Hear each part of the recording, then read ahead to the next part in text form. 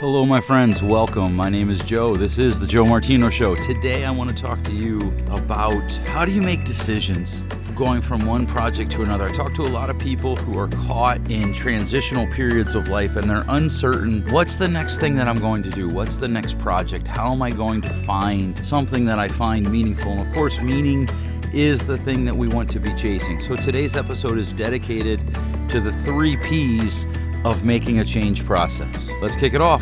You're listening to the Joe Martino Show, a podcast dealing with all things emotional, relational, and human nature. Joe is a licensed counselor in the state of Michigan, specializing in relationship therapy. He is also the author of the book, The Emotionally Secure Couple. All advice offered in this episode is offered for entertainment and educational purposes only.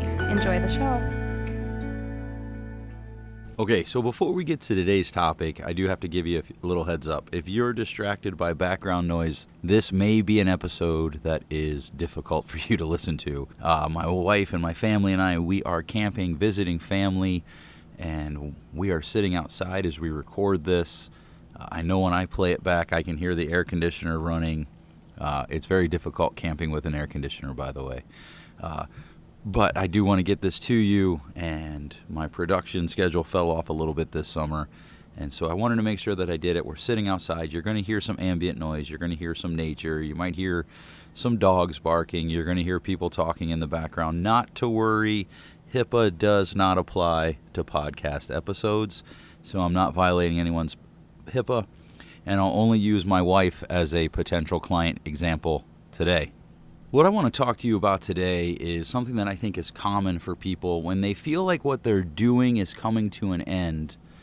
They're not sure how to move forward, whether it is their career is coming to an end. You know, I meet a lot of people in my career as a therapist. I meet a lot of people who they're doing contract work, and sometimes it's long contract work. So they might be there, they're technically an independent contractor, 1099. They might be there 2, 3, 5. I've talked to one person who was there 11 years, and then the contract was coming to an end, and the company was phasing out that department, and they were kind of like, okay, well, how do I figure out what it is that I do next? I know people who do volunteer work or who have a passion for non-work related stuff, and so they're doing different projects that way, and they're uncertain how to move forward. That's what I want to address with you today. And if we have time, I do have a question from email that I want to get to. I once had a client tease me that I love lists and I love the number 3. And there's probably some truth to that. Certainly I enjoy list.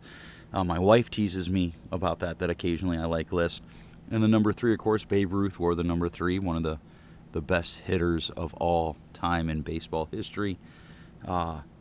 And today I do want to give you a list of 3 things that I think you could process through that will help you make a decision in how you move forward into the next project, into the next career, whatever it is that you're looking to do. I think if you take this list of 3 and you process it, it will help you move forward. Probably one of the reasons that I enjoy lists are the fact, how do you like that English? I can read, I promise, is the fact that a lot of times why we get stuck in the decision-making process is we get hung up with all the information, all the data, all of the ideas running through our brain, and we need some way to filter it. We need some way to process it, which is really all that, a speed limit does. It's all that the paint lines on a road does. And so I want you to look at these lists, these questions, as a guide to help you process all the data that may be running through your brain as you ponder what is the next project that I want to do. But before I get to that, I do want to just kind of frame where these 3 questions fit. In the past, I've talked about the 3 questions that you have to ask for change. What do I want? What am I willing to pay? What am I willing to risk? Those would come around these 3 questions. So you would answer them in the beginning. These are broad spectrum, like, okay, what do I want? What's the kind of big thing? If I look at a bird's eye view of it, what is it that I want? What am I willing to pay? What am I willing to risk? But to really drill down into that, what do I want? You need to ask yourself these 3 questions. So this kind of opens that up a little bit more so that you can get a better understanding. What is it that you want? What are you trying to achieve? What would be a win for you in this? My wife and I were recently talking about doing an activity, And I was like, well, I don't know. Do you want to do it? And she said, I don't know. Do you want to do it? And then she started reading some of the data to me about what was going on there. And there's an opportunity for me to have some fun, which is a pretty simple win. But what is the win in what you want to do? Well, let's go do that, because that could be fun and there will be a win there. And so as that breaks out, you kind of get a better idea of what is it that you want. As you use these 3 questions, this system, to figure out what it is that you want, then you can really explore, what am I willing to pay? What am I willing to risk? And to be honest, those both would probably benefit from having their own episode in the future. So let's just jump right into it. The very first question you need to ask yourself is, what's the problem to solve? What problem am I trying to solve? So we're going to go with 3 Ps. What's the problem that I'm trying to solve? One of the things that happens is people, as they engage in this change process of what am I looking to do, they seem to be uncertain of what it is that they're trying to accomplish. In other words, is there a problem that you're trying to solve? As a point in fact, if you need to pitch your idea to someone else, this is proven time and time and time again to be the most beneficial way to do it, to be the most helpful way to do it. You increase your chances of them getting on board if you can explain to them the problem that you're trying to solve, because then you lay out a clear path for them moving forward. All right, I'm going to take a quick break here. I hear feet running behind me. I think my son's looking for us, so we're going to check on that. Don't worry, you won't miss me. Okay, I was right. He was looking for us, and he is now part of the recording team here, listening in. So we're on problem to solve. As you're trying to discover what it is you're going to do next, as you're trying to lay out what am I hoping to do next, whether it's a work project, as in a career for you, or a place of employment, or it's something that you're going to spend your time in, what's the problem that you're trying to solve? And I usually tell clients, just write out a list of all the different problems you see that you think need solved, whether it is, anything from, is it a corporate thing? Like, there are problems in businesses at a corporate level that people who've never worked corporate wouldn't know. But if you've worked corporate, you know, oh, hey, here's a common problem in a corporate setting that needs solved. At this point, you don't even need to answer, can I solve it, or anything like that. Just, is there a problem that I'm trying to solve, and what is that problem? Don't overthink it. Don't, go into too great a detail. Just, what are the problems that I see that need to be solved? It could be anything from poverty to we need a better system to deliver food to people. Think about how things like Uber Eats or food delivery got delivered. Well, it's funny to me. I was thinking about this the other day. There was a time where grocery delivery was considered pretty common. And then it went away to solve the problem of how do we lower the cost of groceries. And by and large, grocery delivery went away. And then it came back. How do we help working parents get their groceries quicker without the kids? And, of course, increase the profit line for the grocery stores. So what do? They came up with grocery delivery. And now people sign up, they make a membership. And it's completely different than it used to be. But it's still the same problem that's being solved with a few others thrown in and added in. So what's the problem that you're trying to solve? If you feel like there are kids who are being under mentored, that's a problem that needs solved. If you feel like maybe we need a better system for how we help kids study, that's a problem that needs solved. Maybe you see a problem in singles finding each other in places outside of bars or online. That's a problem that needs solved then. Whatever you see as something we could improve on as a society, is there a problem that needs solved there? And just write it down. Just put it on the sheet of paper. Here's a problem that I think needs solved. Okay, once you have your list together of the problems to solve, we need to whittle it down a little bit, because if you're like most people that I work with, if you're like me, your list of problems to solve is going to be long, and it's going to have a lot of data points in it that you may or may not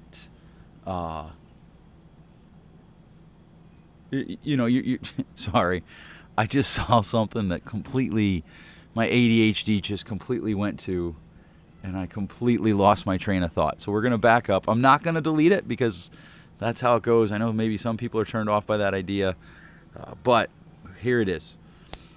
If you have a list of problems to solve, you're probably going to have a list that is longer than you can just attack. In other words, it could be overwhelming, and you could look at it and be like, okay, great.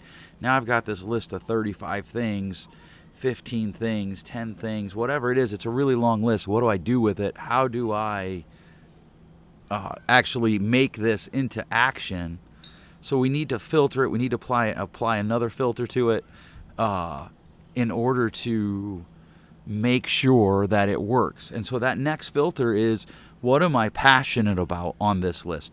What's the thing that I would do whether anybody asks me to or not? What is the thing that really moves me? What's the thing that bugs me when I'm ready to fall asleep? What's the thing that's sitting on my mind when I wake up in the morning? What's the thing that I am passionate about? What is it that I want to talk about? And here's some good tests. All the questions that I just gave you.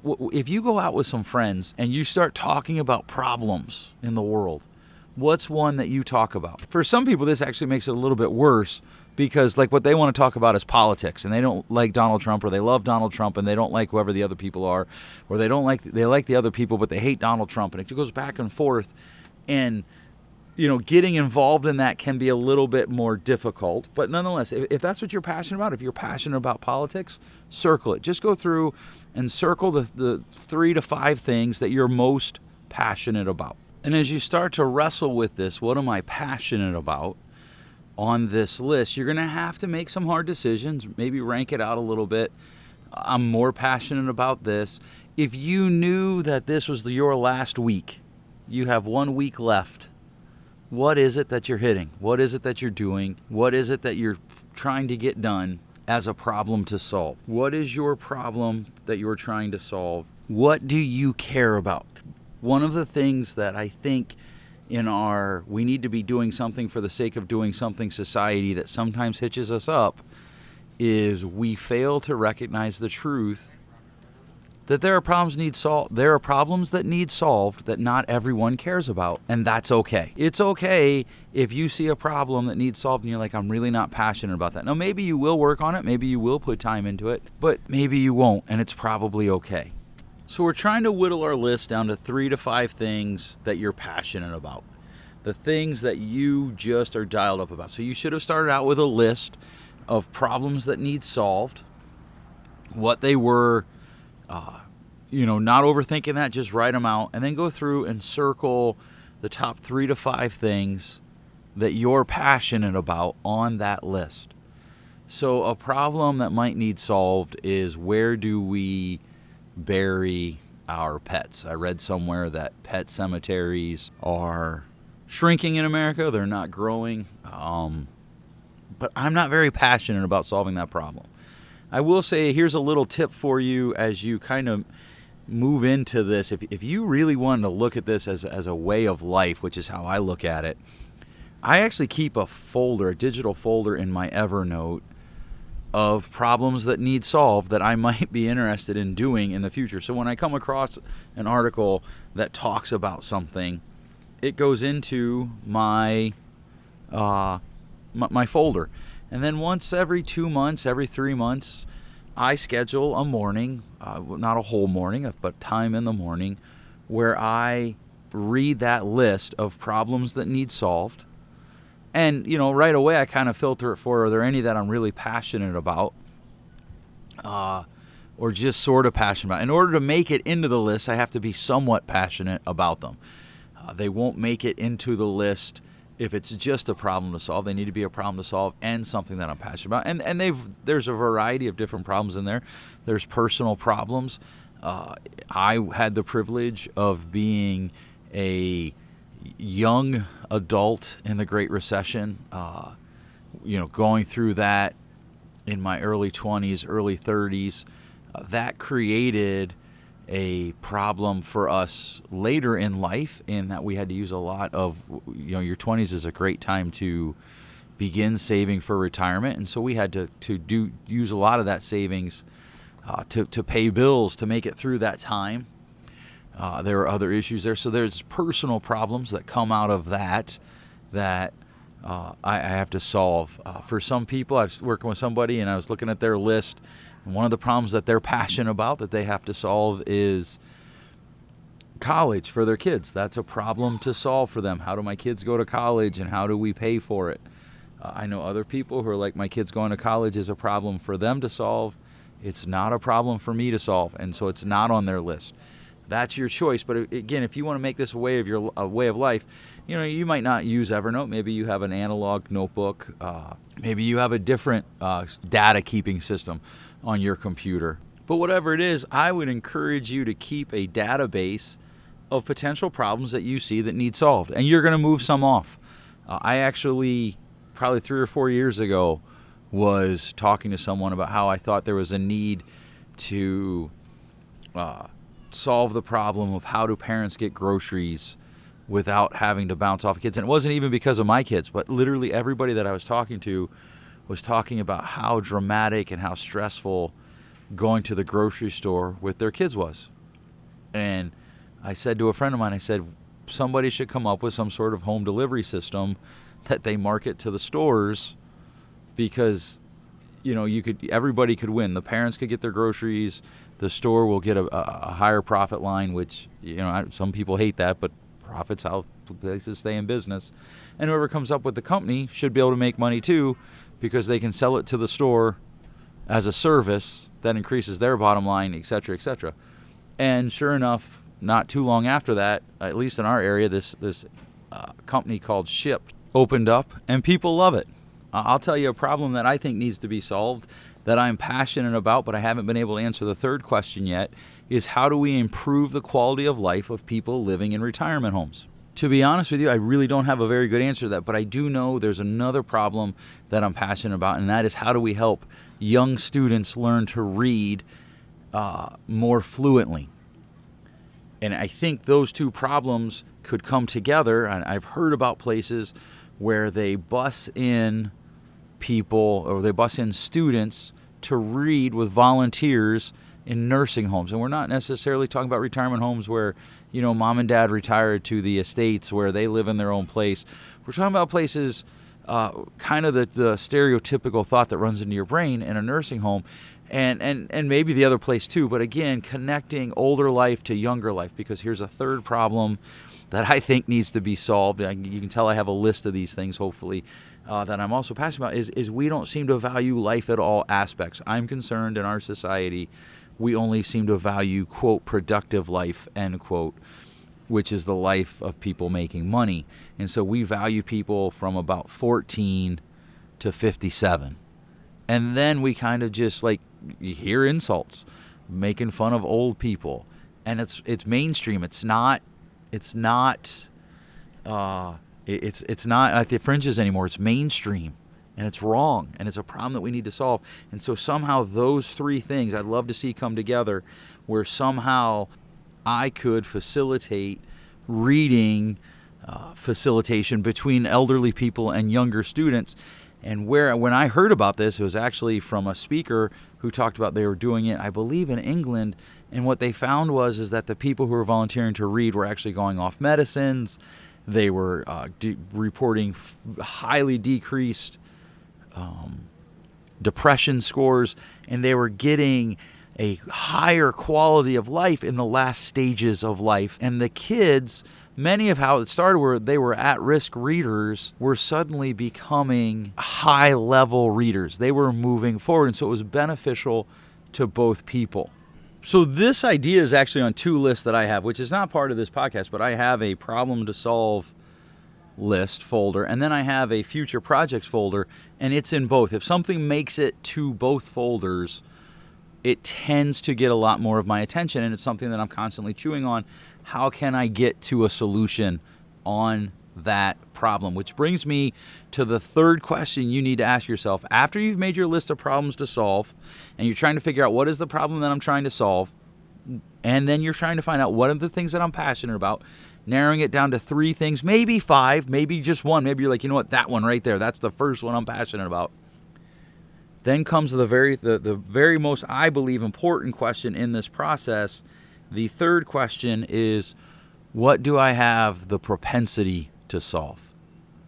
What do I have the propensity to solve? In other words, there are problems that need solved that I can't figure out. I think that cars could be made more efficient, but I don't really know Well, for one, I'm not that passionate about it, but I'm not an engineer. I'm never going to be able to solve that problem. The reading problem, I could probably solve that one. I probably have the propensity to at least try that and get to the place where if I fail, I fail. Do you have the resources, the skills, the ability to put energy into motion that could solve the problem? Now you've found a direction that you might be able to move forward into. And the thing of it is saying that, yes, I believe I have the energy, the skills, the resources to put energy into motion doesn't mean you'll be successful. In other words, I could try something with the reading thing and it might not work. Right now I have a third list of what are the things that are keeping me from solving the problem. What are the things that are keeping me from being able to move that problem into a solved or attempted to be solved category. And until I'm able to work around those issues, I'm not going to be able to solve it.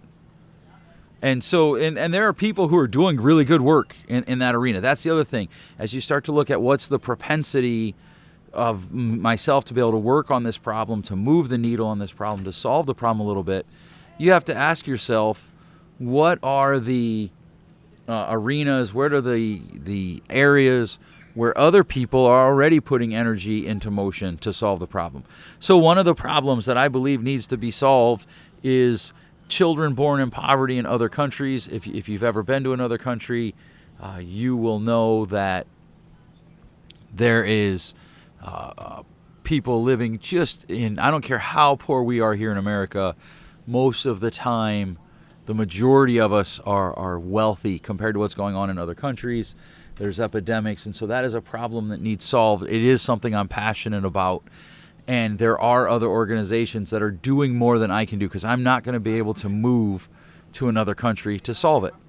So I partner with those other organizations in the form of money. I send them money. I write letters regularly to the children. I send the children gifts. Pray for them regularly. If you're not spiritual, if you believe you're spiritual but not religious, if you don't believe in prayer, that's fine. I'm just telling you what I do.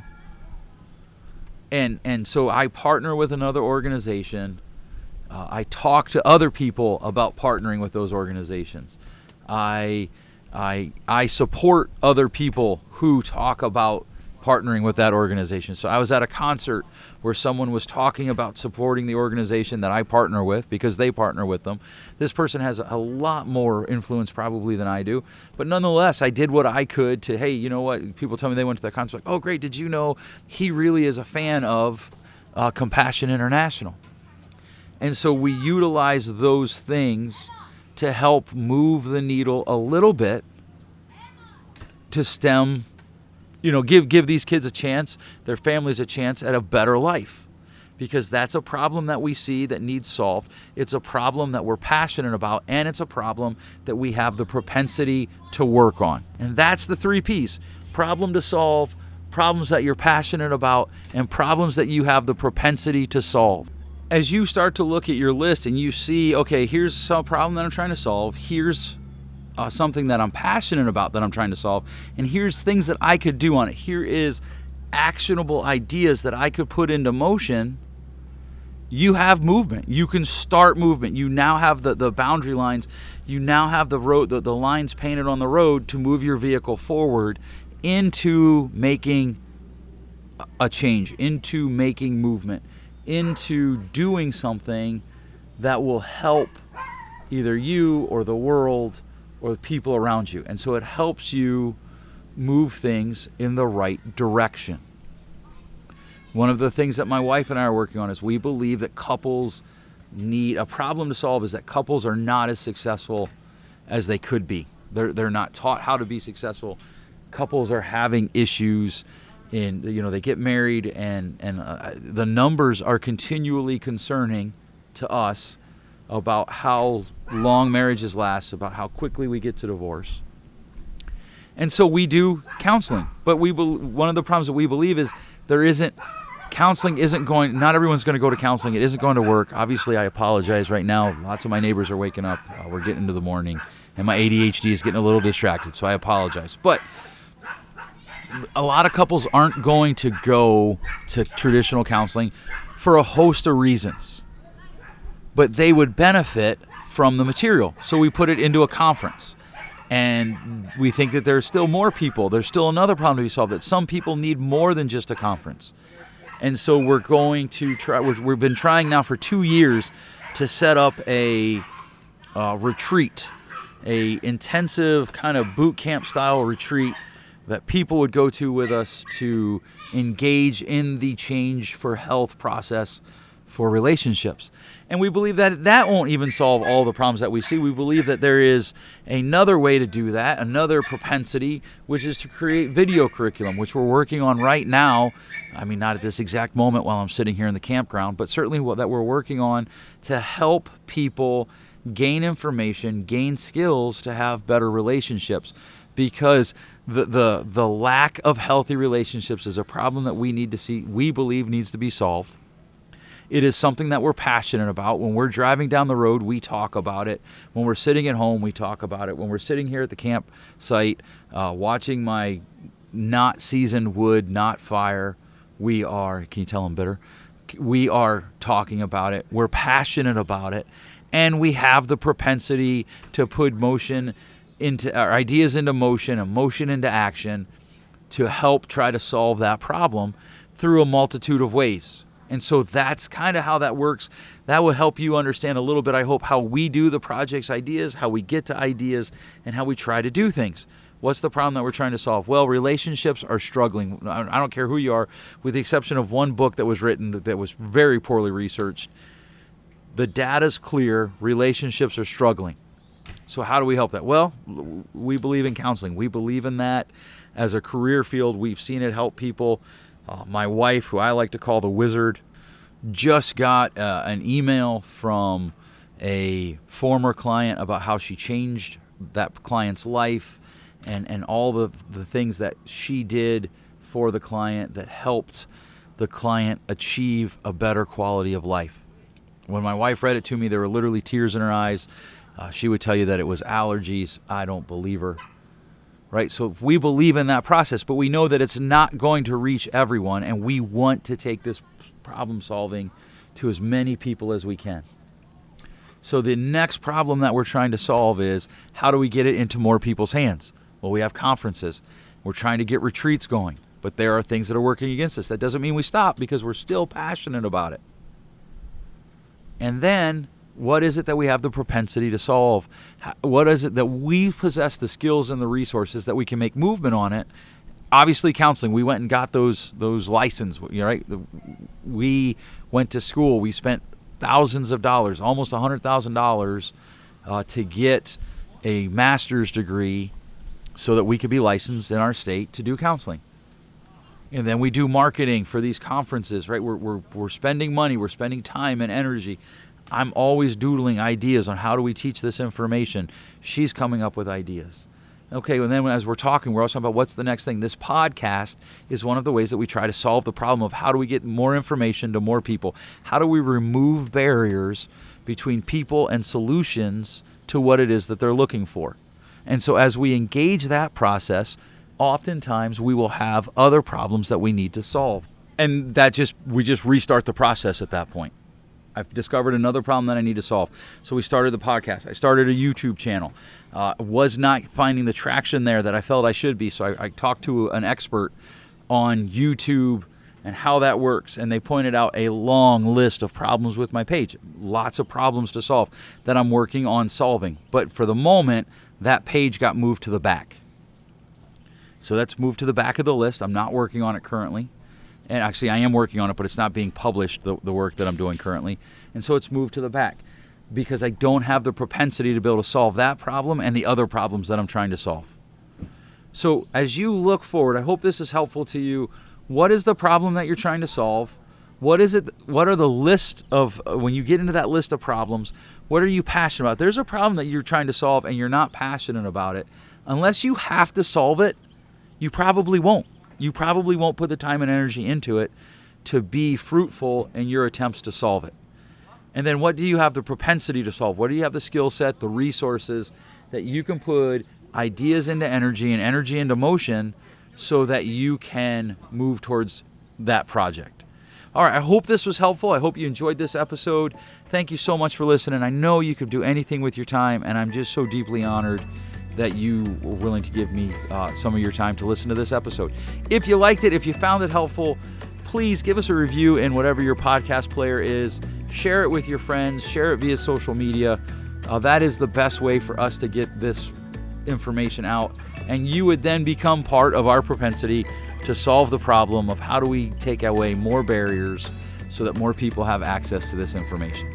Thanks so much for listening. We'll catch you next time. Thanks for listening. If you enjoyed today's show, please share with a friend. Give us a rating on the iTunes store. And if you have a question for a future show, feel free to send us an email at info@joemartino.com.